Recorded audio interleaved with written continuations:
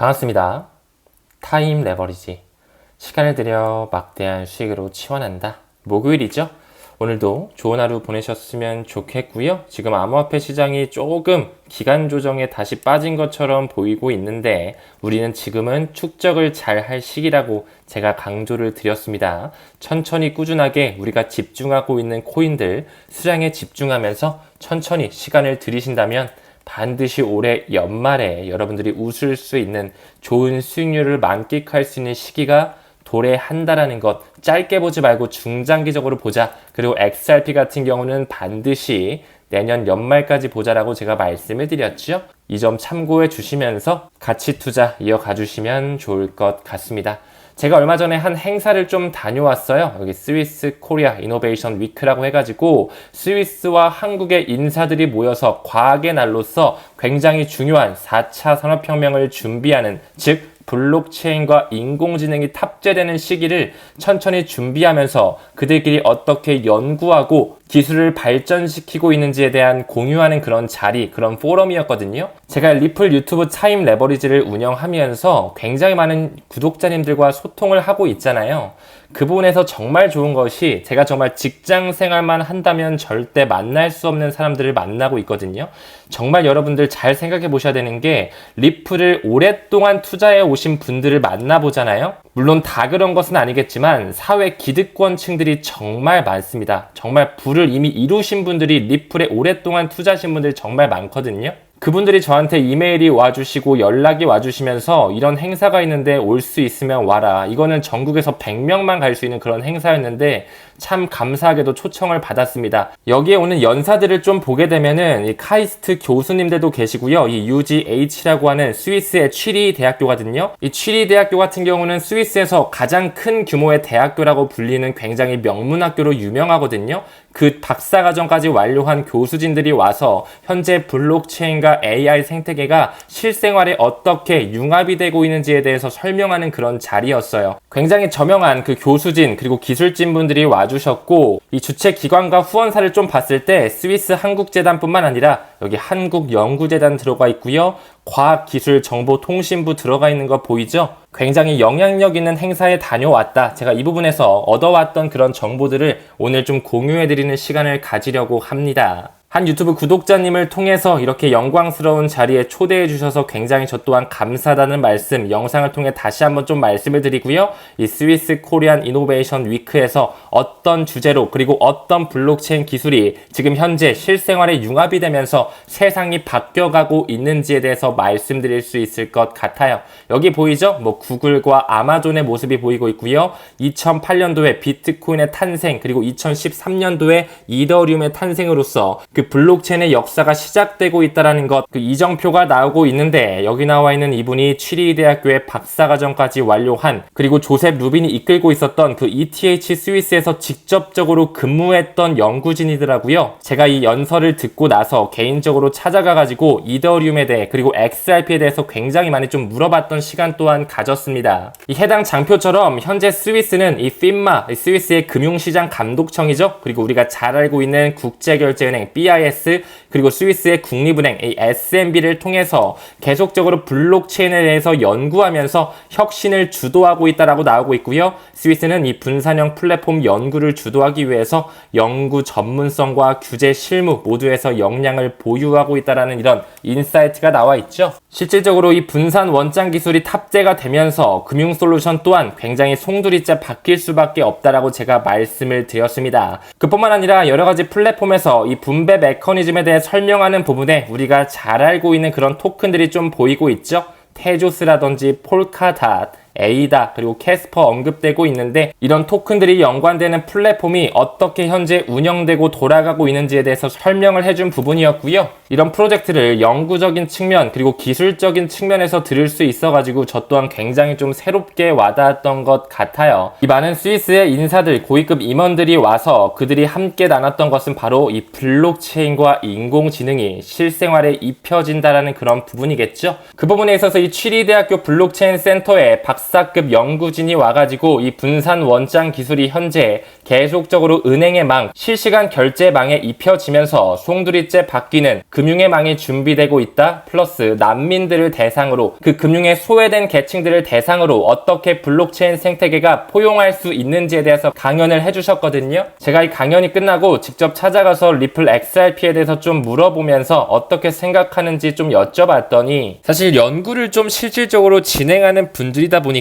암호화폐에 대한 투자에 대해서는 크게 관심은 없으시더라고요. 하지만 그 리플과 이더리움 쪽에 있어서 특히나 그 이더리움 생태계에 있어서 실질적으로 조셉 루빈과 함께 그 ETH 스위스에서 근무를 했기 때문에 이더리움의 생태계가 앞으로 더욱더 퍼질 수밖에 없다라는 확신을 가지고 계셨습니다. 그리고 플러스 알파로 앞으로의 그 RWA의 시장 역시 현재 블랙록이 시큐리타이즈와 함께 손을 잡으면서 모든 실물 자산의 토큰화를 구현하려고 노력하고 있죠. 그 조셉 루빈이라는 인물이 이더리움의 공동 창시자이자 이 컨센시스를 만들었던 본인이기 때문에 반드시 미래의 디지털 생태계에서 그 이더리움의 파급 효과 또한 막강할 것이다라는 것을 다시 한번 좀 확인할 수가 있었고요. 그 리플의 분산 원장 기술에 대한 파급 효과에 대해서는 아직까지는 그 소송의 마무리 리스크적인 부분을 좀 이야기하시면서 저한테 좀 질문을 토스하시더라고요. 하지만 여기서 중요한 것은 이미 스위스를 필두로 한 그 국제결제은행의 수면 밑에서는 이미 CBDC의 구현의 준비가 완료가 될 정도로 마무리 단계에 있다라는 것을 이야기해 주더라고요. 올해 연말에도 한국은행 그 BOK가 BIS와 손잡으면서 CBDC에 대해서 논의하고 파일럿 프로젝트, 시범 프로젝트를 하기로 이미 이야기가 되어지고 있죠. 조금씩 금융의 우두머리 세력인 BIS와 IMF를 통해서 그 각국의 중앙은행들이 그 CBDC를 구현할 수 있도록 법제와 그 법안을 마련하게 될 것입니다. 그뿐만 아니라 이 Z크립토, 이 G크립토라는 회사의 CTO분이 직접 오셔가지고 영지식 증명에 대해서 설명을 해주셨거든요. 이 회사 같은 경우는 이 CES에서 3년 연속 상을 받았던 그런 회사이자 영지식 증명을 한국과 함께 실생활에 입혀나가고자 하는 그런 회사였습니다. 여기 협력업체를 보면 금융결제원이 나와 있고요. 한 번 더 지나가게 되면 한국은행, BOK와 이미 손을 잡으면서 영지식 증명이 어떻게 미래의 금융의 망과 연결되는지에 서로 프로젝트를 구현하고 있다라고 이야기를 해주시더라고요. 그만큼 영지식 증명에 대한 개념 또한 너무나 중요하구나를 다시 한번 좀 느끼는 시간이었습니다. 이 GK 스나크라고 하는 개념을 필두로 한 하나의 오리지널리티를 가진 블록체인 영지식 증명이 있죠. 제가 항상 말씀드리는 이 G캐시 역시 우리가 반드시 병렬적으로 모아갈 필요가 있는 토큰이라는 거. 이 ZK 스나크의 플레임을 봤을 때 제로 놀리지 석신, 논 인터랙션, 아규먼트 오브 널리지라고 하면서 해당 정보를 공개하지 않고, 즉 다시 말해 개인 간의 프라이버시, 개인정보를 공개하지 않으면서 상호작용 없이 참이냐 거짓이냐 그 소유를 증명할 수 있는 구성을 나타내는 것이거든요. 하나의 예시를 좀 봤을 때 우리가 면허증 검사를 할 때 이 사람이 21세 이상이냐 이하이냐 이것만 확인을 하고 그 외 생년월일이라든지 그런 개인의 프라이버시는 존중해주는 그런 개념에서 활용이 된다라는 거. 실제로 이 G크립토의 CTO를 만나보니까 정말 고액 자산가들은 실제로 그 영지식 증명에 대해서 굉장히 민감하고 중요하게 받아들이고 있다라고 하더라고요. 뿐만 아니라 제가 항상 말씀드리는 이 저장소 코인의 대장 파일 코인 역시 하나의 저장성 역할만 하는 것이 아니라 새로운 표준인 이 인터플랜터니 파일 시스템으로서 새로운 국제 표준 규격을 만들면서 결국에 암호화폐 디지털 결제 시스템까지 구현하는데 일조하고 있다라는 부분에 있어서 굉장히 중요한 개념이거든요. 이 행성간 파일 시스템이라고 불리우는 IPFS라는 규격을 통해서 앞으로의 4차 산업혁명이 연결성을 가져가는, 그리고 모든 것을 저장할 수 있는 하나의 공유 시스템을 만드는 부분에 우리가 파일 코인 또한 병렬적으로 모아가기엔 굉장히 중요합니다. 해당 행사를 통해서 이 엘벤클랩스의 이든이라는 이사님이 이런 선물도 좀 주셨거든요. 정말 많은 KOL들을 만나면서 정말 이렇게 블록체인 생태계가 실생활에 많이 입혀지면서 계속적으로 발전하고 있구나. 플러스 알파로 한국은행들, 금융감독원 겉으로는 암호화폐를 전혀 수용해주지 않을 것처럼 반응을 하지만 속으로는 많은 블록체인 업체들 그리고 회사들과 손 잡으면서 그런 미래를 구축하려는 프로젝트를 계속 연구하고 발전 발전시키고 있구나, 이 부분을 깨달을 수 있는 시간이 됐던 것 같습니다. 작년 11월에 리플이 이 XRP 레저 토큰화 확장을 위해서 30조 달러 규모의 이 부동산 토큰화 시장 또한 홍콩과 함께 공략한 바 있었죠. 부동산뿐만 아니라 CBDC 역시 홍콩 시장과 같이 간다라고 제가 말씀을 드렸습니다. 여기 보이시죠? 리플은 홍콩의 CBDC뿐만 아니라 이 부동산 토큰화 역시도 이 XRP 레저로서 같이 가기 위해서 프로젝트에 참여하고 있다라고 말씀을 드렸는데, 실제적으로 buy or sell your house with cryptocurrency 보이시죠? 이 비트코인이라든지 이런 스테이블 코인으로 정말로 집을 사고 팔 수 있는 시대가 이미 스위스에는 열려 있더라고요. 이런 부분을 참고해 봤을 때 정말 언제쯤 코인으로 부동산을 살 수 있는 시대가 올까 뜬구르 잡는 소리처럼 들리고 먼 나라 얘기처럼 들리겠지만, 조금씩 정말 코인으로서 부동산을 사고 모든 자산들을 구매할 수 있는 시기가 도래하고 있다는 것 또한 여러분들께서도 이 영상을 통해서라도 아셨으면 좋겠습니다. 다음 기사 봤을 때 영국의 대형은행이죠. 이 스탠다드 차타드의 마크가 보이면서 비트코인에 대해서 앞으로 어떻게 시장이 활성화될지에 대해서 암시해주고 있네요. 천천히 좀 가볼까요? 여러분 잘 아시다시피 이 스탠다드 차타드는 2016년서부터 리플사에 전략적으로 큰 돈을 투자했다라고 말씀을 드렸죠. 이 공식 홈페이지에 나올 뿐만 아니라 공식 문서를 통해서도 리플에 전략적으로 투자하면서 보고서를 제출한 바 있었습니다. 그 정도로 그 유대자본이 끼어들어간 스탠다드 차타드의 돈이 리플의 초기 자금으로서 모금이 이루어졌다라는 거 다시 한번 상기해 주셨으면 좋겠고요. 그런 스탠다드 차타드가 연말까지 150K 약 2억 원까지는 충분히 비트코인이 오르면서 정말 큰 돈 파티가 열릴 수 있다라는 그 비트코인에 대한 반감기 슈퍼사이클에 대한 기대감을 이야기해주고 있습니다. 그렇기 때문에 우리는 지금 현재 시점 굉장히 중요하게 생각하면서 코인의 수량을 줄일 때가 아니라 늘릴 때다. 천천히 DCA를 통해서 수익률을 긍정적으로 가져올 수 있는 시기를 준비하자라고 말씀을 드렸습니다. 하지만 그렇다고 해서 이자가 필요한 돈, 그런 대출을 받을 필요는 전혀 없습니다. 지금 현재 개인들, 자영업자들 지갑 사정이 어렵다 보니까 이제 대출까지 안 나오다 보니까 카드론으로 대안을 찾고 있거든요. 그 서민들의 높아준 대출 문턱에 이 급전 창구인 카드론까지 굉장히 활성화가 되고 있는 시기인데,